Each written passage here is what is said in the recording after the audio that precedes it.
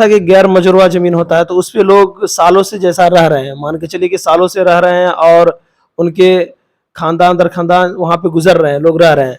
तो अभी जो सर्वे हो रहा है, तो उसमें वो सर्वे उन आदमी के नाम से होगा जो उस ज़मीन पे रह रहे हैं सालों से, या फिर सरकार के नाम से होगा? जी, बहुत अच्छा सवाल है ये। देखिए, गैर मजरूआ ज़मीन तो सरकारी ज़मीन जिसको बोलते हैं, ये 2 तरह का होता है, ये बात समझ लीजिए। गैर मजरूआ ज़मीन हम उसको बोलते हैं जिस पे आप खेती नहीं कर सकते, जो खेती के लायक ज़मीन नहीं है, उसको बोलते हैं गैर मजरूआ। गैर मतलब होता है नहीं, मजरूआ मतलब होता है खेती।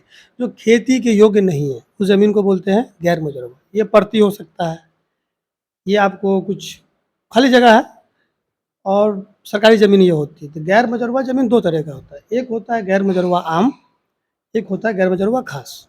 तो गैर मजरूआ आम जो होता है, वो सरकारी ज़मीन पे आप का जो इस्तेमाल होता है, वो लोगों के लिए इस्तेमाल है। जैसे पार्क है, कोई सरकारी पोखर है, जिसमें लोग पानी-वानी भरते थे। जैसे कुआँ पहले होता था, तो वो जितनी भी चीज़ है जो आम लोगों के लिए यूज़ के लिए है, इस पे कब्रिस्तान भी हो सकता है, इस पे श्मशान भी हो सकता है, इस पे पार्क भी हो सकता है, जो सभी लोग के लिए यूज़ होता है। जैसे शहर में देखते होंगे आप, पार्क सरकारी पार्क होता है, वो गैर मजरूआ आम जगह है। अब आइए गैर मजरूआ खास। गैर मजरूआ खास उस ज़मीन को बोलते हैं, कोई न कोई उसको कब्ज़े में लिए हुआ है या उसको कोई इस्तेमाल कर रहा है तो सरकारी ज़मीन, लेकिन कोई न कोई उसको इस्तेमाल कर रहा है और हो सकता है वो किसी के नाम से भी हो। जैसे मान लीजिए कि किसी का नाम मोहम्मद फैज़ है, तो उसके आगे लिखा रहेगा गैर मजरूआ खास, रैयत में गैर मजरूआ खास और ब्रैकेट में लिखा रहेगा मोहम्मद फैज़ आलम। जैसा कि सरकारी ज़मीन गैर मजरूआ तो सरकारी ज़मीन होता है, तो फिर उसके नाम पे कैसे चढ़ता है वो? उसमें क्या प्रावधान कुछ तो होगा उसमें जाने का? वो ज़मीन आपके नाम से कभी नहीं हो सकता है। इसका 2 कंडीशन है कि देखिए गैर मजरूआ जो आम ज़मीन है, उसका तो सरकार के घर में कोई कानून ही नहीं है कि जिसकी रजिस्ट्री हो सकती है, जिसका कुछ भी कर सकते हैं आप, उसको सेल कर ही नहीं सकते। गैर मजरूआ खास की ज़मीन जो है, उसमें कुछ कानून है, कुछ नियम है, जो लोग कई सालों से बसे हैं, कई सालों से बसे हुए हैं, उसके लिए सरकार कुछ सिस्टम है सरकार के घर में कि आप उसको अपने नाम से करवा सकते हैं और वो ज़मीन होती है। उसकी रजिस्ट्री आप अपने नाम से ले सकते हैं, लेकिन उसमें बहुत सारा प्रावधान है और उस ज़मीन पे आप पे रेंट के हवाले से रह सकते हैं। जैसे सरकार को आप रेंट दीजिए, उस ज़मीन में बसे रहिए, सरकार आपसे खाली नहीं करवाएगी।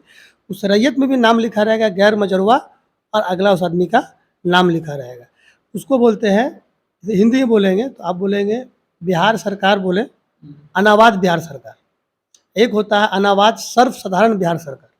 इसका मतलब होता है सर्वसाधारण मतलब होता है कि यही हुआ गैर मुजर्रबा आम और अनावाद बिहार सरकार मतलब हुआ गैर मुजर्रबा खास। जी। तो गैर मुजर्रबा खास पे अगर आप बसे हुए हैं तो इसका भी सर्वे होगा, लेकिन ये आपके नाम से नहीं होगा, ये सरकार के नाम से ही होगा। उसमें आपका नाम दिया जाएगा कि ये दखल कब्जे में मोहम्मद फैज़ के हैं। सरकार को आप इसको रेंट पे ले सकते हैं, सरकार से आप पर्चा पे दे सकते हैं आपको। तो लेकिन इसमें आपके नाम से खाता नहीं खुलेगा, खाता सरकार के नाम से ही खुलेगा, लेकिन उसमें आपका नाम मेंशन रहेगा, उसका अधिकार आप रखेंगे, उसको भी आप बेच नहीं सकते हैं, जब तक सरकार उसको आपके नाम से खाता नहीं खोलता है। तो जैसा कि लोगों में ये बहुत बड़ा अफवाह फैल चुका है कि जिस तरह से कोई स्टेडियम या कोई फील्ड कुछ भी बनता है, तो जैसे कोई गैर मजूरा ज़मीन पे रह रहा है, उस जगह पे कोई फील्ड बन रहा है या कोई खेल का मैदान बन रहा है, आम पे बनेगा। तो वो उस वक़्त उसको खाली करना पड़ेगा या फिर सरकार उसको कहीं और शिफ्ट करेगी? अच्छा, गैर मजरूबा अगर आम पे आप बसे हुए हैं, तो आपको तो बिल्कुल खाली करना पड़ेगा, जेसीबी से लाके आपको खाली करवा दें। जे मतलब अगर गैर मजरूबा आप आम पे बसे हुए हैं, जी। जैसे कोई ग्राउंड था वहाँ पे घर बना दिए, कोई कब्रिस्तान था, कोई शमशान था या कोई पोखर था, तो उसको तो सरकार आपको खाली करवा देगी। गैर मजरूबा खास पे अगर बसे हुए हैं, तो उसके लिए सरकार आपसे खाली नहीं करवाएगी, सरकार आपसे रेंट लेगी, जिसको आप सरकार से पे रेंट पे आप ले सकते हैं।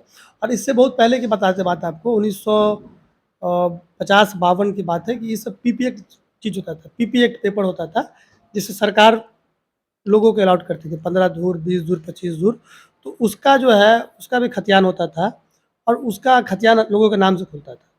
देखिए अभी का जो प्रावधान है, तो गैर मजरूआ के साथ आपका नाम जुड़ेगा, लेकिन खाता आपके नाम से नहीं खुलेगा, खाता सरकार के नाम से खुलेगा, लेकिन उस पे दखल कब्ज़ा आप ही का रहेगा और उसको आप ही इस्तेमाल करेंगे। ये गैर मजरूबा खास के लिए है।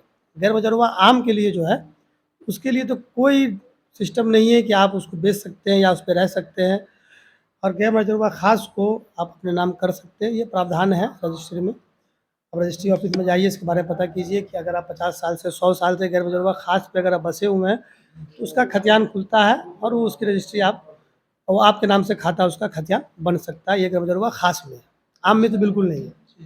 शुक्रिया, आपने गैर मजरूआ खास और गैर मजरूआ आम को बताया कि जिस तरह से लोग उसमें किस तरह से रह सकते हैं और किस तरह से नहीं रह सकते हैं। सरकार उसको कब खाली करवा सकती है और सरकार कब उससे खाली नहीं करवाएगी। सर ने बताया, बहुत शुक्रिया, धन्यवाद।